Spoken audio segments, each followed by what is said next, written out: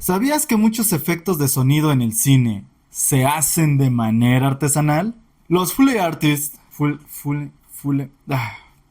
perdonen mi inglés, son los magos detrás de los sonidos que escuchas en una película. Ellos usan objetos cotidianos para recrear, desde los pasos de un personaje hasta el crujido de hojas bajo sus pies. ¿Sabías que, por ejemplo, el sonido de un golpe se puede hacer golpeando vegetales? ¿O que la lluvia puede simularse con arroz?